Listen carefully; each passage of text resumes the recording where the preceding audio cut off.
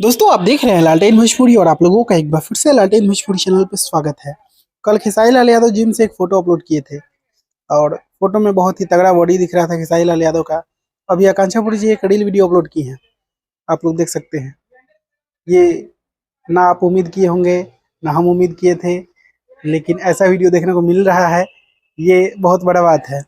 और बहुत ही खूबसूरत और बहुत ही अलग तरीके से खेसारी लाल और आकांक्षा पुरी जी एक साथ पैर में पैर फंसा के जिम करते हुए नजर आ रहे हैं। ऐसा क्या आप लोगों ने उम्मीद किया था इससे पहले कि ऐसा वीडियो देखने को मिलेगा? नहीं किया होगा शायद, लेकिन क्या कीजिएगा, ये रील्स का ज़माना है, यहाँ पे सब कुछ संभव है। और आप लोग देख सकते हैं किस प्रकार से आकांक्षा पुरी जी का भी बॉडी बहुत ही तगड़ा है और खेसारी लाल यादव का तो है ही। और इसीलिए ये जोड़ी अभी के समय में सबसे ट्रेंडिंग में जोड़ी है और आप लोगों को पसंद भी आ रही है, आप लोग सपोर्ट भी कर रहे हैं। तो आप लोग ऐसे ही देखते रहिए और इसके बारे में आप लोग क्या कहना चाहते हैं कमेंट बॉक्स में बताइएगा। मैं मिलूंगा आप लोगों से नए वीडियो में, तब तक के लिए जय हिंद, जय भोजपुरी।